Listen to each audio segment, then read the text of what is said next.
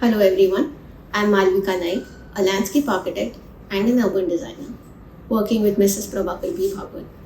Today, through my presentation, I would like to discuss approaches and strategies adapted at planning and conception level to build resilience to extreme climate events. In recent times, numerous cities around the world, particularly in the tropics and the subtropic region, have suffered from urban or flash flood incidences. Increased urbanization combined with climate change has amplified this risk of flooding in cities, causing substantial harm to property, human safety, and resulted into significant economic losses. During the 21st century, urban vulnerability as a result of population growth is expected to rise, as will the extreme weather events. Indian towns and cities too have grappled with such extremities in the last decade or two. Let it be the flash floods in Mumbai in 2005, the floods that disrupted life in Chennai in 2015, and more recently occurred Kerala floods of 2018. Heavy rains, compounded with increase in impervious surfaces, shrinking water bodies, have aggravated these effects. Heavy rains that had caused landslides in the northern Himalayan town in Uttarakhand had left devastating effects that stranded, displaced, and killed several people. While climate change could be the major factor, its effects are amplified by rapid urbanization, encroachment of water bodies, blocked drainage systems, improper solid waste management, and inadequate urban planning that has strained the infrastructure. While urbanization and increased urban densities will be posing challenges, cities will have to alter their urban planning and design approaches. This may include incorporating nature driven solutions, integrating extensive blue and green infrastructure as a defense mechanism. While new emerging concepts like soul gardens, spawn cities are being developed and planned, historically, the key principles of these systems were practiced in villages and towns across India as they were embedded in their cultural beliefs. These indigenous practices were harnessed to conserve, restore forest areas, water bodies, revitalize aquifers and other ecosystems, and they would increase the resilience to natural calamities like heavy rains and droughts. India is endowed with extraordinary diverse and distinctive traditional water bodies found in different parts of the country. The village tanks, talabs, ahars, bawdis, johars, kui, or as they were called the pukurs in the eastern part of the country, played an important role in maintaining and restoring the ecological balance of the region. They would not only act as source of water, but would recharge groundwater, control floods, support biodiversity, and provide livelihood opportunities for the region. The river ghats. The river ghats would hold an immense cultural significance. These ghats comprise of series of steps and platforms built parallel to the river flow. It provides access to the water for performing religious activities and rituals. It would act as a buffer by pushing the settlement behind, which ensured that in an event that the river swelled, the settlement is protected. These ghats would retain the soil, stabilize the edge, define the riverbed, and guide the water. The ghats would provide for additional storage capacity of water, flood water, when the river would expand. The sacred groves. Tribals and locals in several parts of the country protected huge patches of forest due to their belief that those belong to deities or ancestral spirits. Sacred groves were thereby protected forests that played an important role in religious as well as socio-cultural life of these locals. In addition to biodiversity and cultural conservation, these help mitigate the impact of environmental challenges and natural disasters be it floods, landslides, and droughts. Dense tree cover and root systems help stabilize soil and prevent erosion. These patches of vegetation would allow percolation and promote groundwater recharge. Every flood event has raised questions regarding the city planning approaches and if enough efforts have been taken or studies been carried out to ensure implementation of the right practices in the right directions. After the floods of Mumbai 2005, SOAK, a work put together by Arundhati Mathur and Dilip Dikuna. It visualized Mumbai terrain and presents Mumbai in an estuary as a fluid threshold between land and sea through the framework of maps and montages. SOAK addressed the questions of legacy and how one can reinterpret the urban landscape. The landscape of the city that comprised of swamps, talabs, tanks, seasonal streams, mud flats that occupied the fluid and open gradient of this estuary, a terrain that would operate more like a filter between land and sea. It proposed interventions that would hold the monsoon water rather than channelize it out to the sea. The work intended to foster public awareness and involvement with an aim of impacting decisions on ground and at public policy level. At the city corporation level too, focus is on early detection and implementation. The Mumbai Municipal Corporation is developing a climate resilient plan for the city of Mumbai. The city climate action plan aligns itself with the national and international commitments to achieve a net zero emission by 2050. The plan is drafted by the Municipal Corporation of Greater Mumbai with support from field experts and the World Resource Institute WRI India. It emphasizes the need to increase the green cover and biodiversity in the city, heat resilience, flood mitigation, access to open spaces, and improving biodiversity being the key highlights. The effective protection of mangroves and wetlands and subsequent integration of nature-based solutions such as sustainable urban drain systems, permeable pavements, swales, and rain gardens to help water retention and reduce flood risk. Government policies and initiatives. While there have been initiatives taken up by organizations and cities, corporation, there has been a significant push from the center and the planning authorities too. In 2008, the National Action Plan on Climate Change was put in place. Environmental policies that outline a national strategy that aims to enable cities, towns, and regions to adapt to climate change and enhance the ecological sustainability. Smart City Missions and Atal Mission for Rejuvenation and Urban Transformation Amrut Namami Gange program focus on integrating conservation of water bodies, water security, and build in resilience through blue and green spaces and their upgradation. They undertake various schemes to promote nature-based solutions and interventions. Private stakeholders too have realized the importance and are ensuring that the blue-green solutions are absorbed in early on in the planning and development of individual projects. One such project where the studio is involved in the capacity of master planning and landscape design is Palava, a new urbanity close to Mumbai. It would span across 4,000 acres once completed and will house more than 4 million inhabitants. The studio began work on this in 2010, where the first phase of development was conceptualized for a large residential parcel. Studies were conducted for understanding the regional setting and hydrology, both at macro and micro level. The site for the first phase was around 180 acres. The natural terrain of the site sloped towards the river at the south.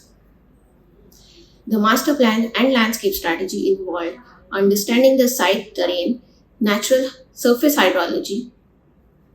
Basis this, the site was divided into catchment segments. Each segment had a holding pond developed at the lowest datum within it. These holding ponds help manage urban runoff within the site. The stormwater runoff from the major catchments flow through the network of underground drains and is discharged into holding ponds proposed in each catchment zone. The overflow from the pond is then discharged into the drain that runs along a major road and is finally emptied into the river. The holding ponds have not only helped to reduce the volume of stormwater runoff during heavy rainfall, lessening the strain on conventional drainage system, but they also act as public recreational spaces which contribute to thermal comfort and biodiversity. Neighborhood level activities and congregational spaces have been planned around these water bodies. The phase 2 of this development is around 600 acres and it is mixed use in nature. The density for which is 1.5 times that of phase 1. With densities, the infrastructural requirement has also proportionately increased, adding to the pressure on land. Extensive site studies revealed the specificity of the underlying strata and surface hydrology. The strata, being basaltic in nature, allowed for minimal percolation. Any method of recharging the groundwater would have not worked due to the nature of the underlying strata, which was devoid of any cracks, crevices, and fissures. The master planning and landscape strategy focused on using the existing water features like the lake, major seasonal streams, abandoned quarries, and the river as an essential part of the stormwater system. Here, the blue-green infrastructure is an interconnected network of natural, semi-natural, and engineered landscape features. The stormwater runoff from the northern catchment of the development flows through a network of underground drains and is discharged into the lake. The overflow from the lake and the runoff from the southern catchment is discharged into the swale, which finally empties into the river, that is, to the south. The various parks and public spaces of Palawa are planned along the blue network. These spaces not only lend a sense of identity to the city and provide for recreational spaces, but they also weave in the stormwater strategy seamlessly. The swale.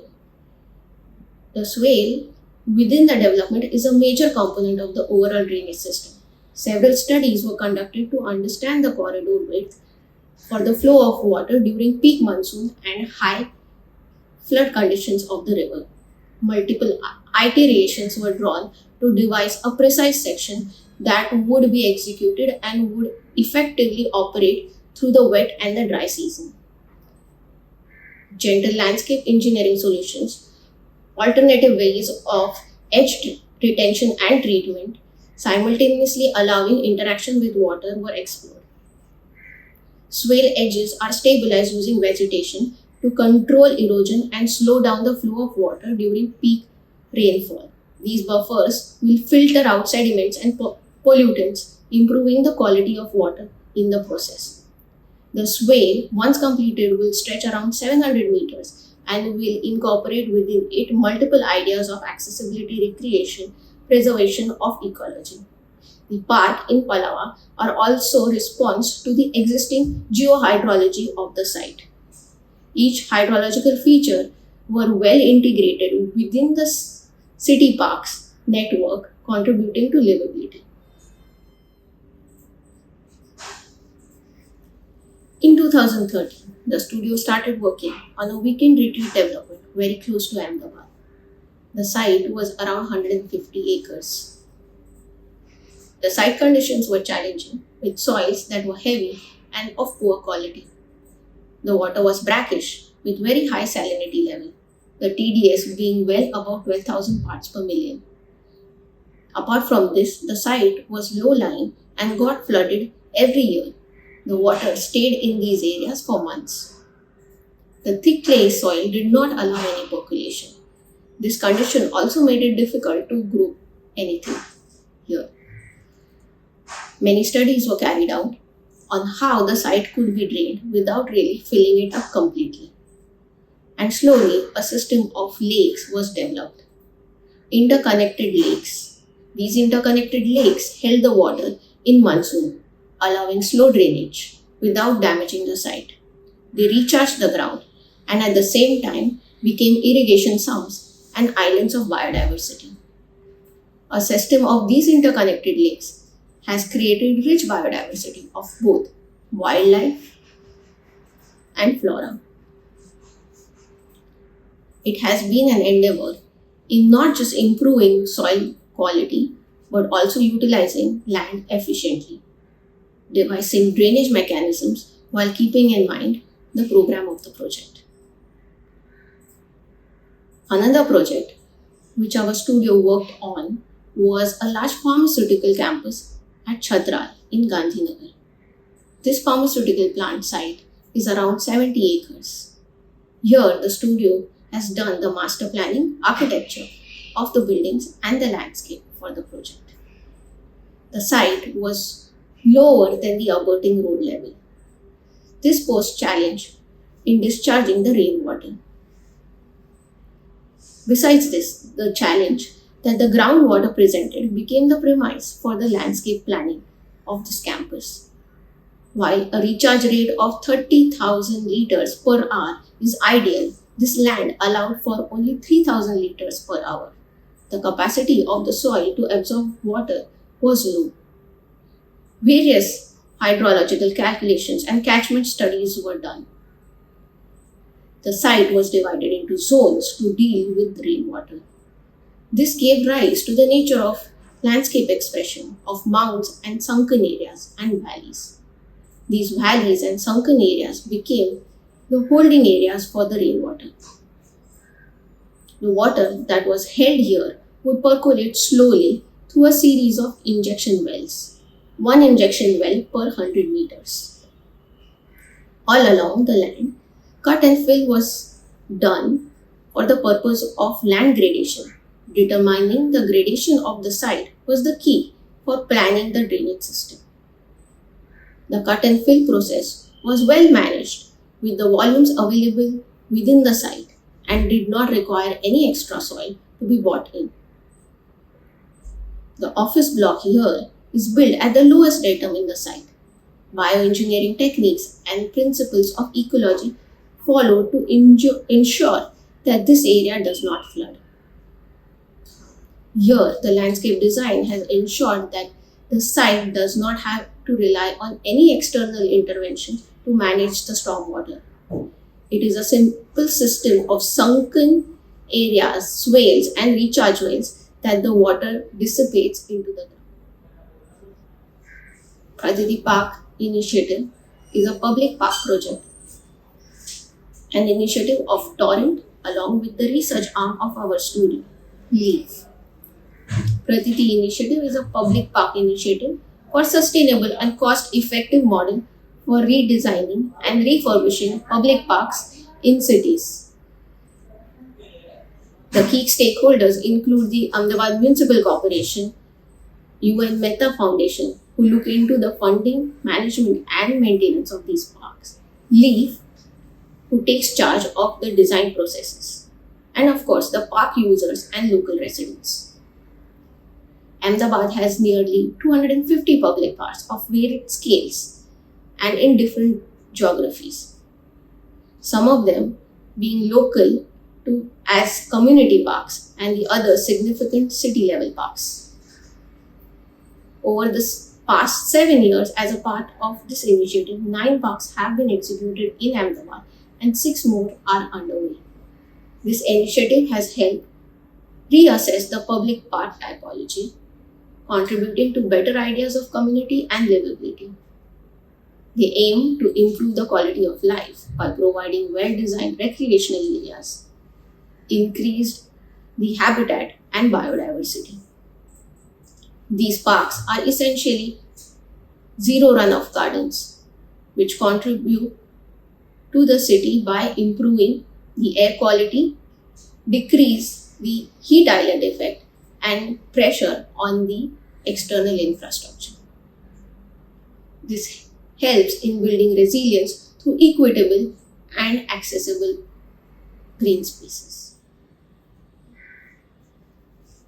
As India is expected to house 6 mega cities with population well above 10 million by 2030, it is important to recognize that economic and social stability of these cities is hinged on environment with effective urban planning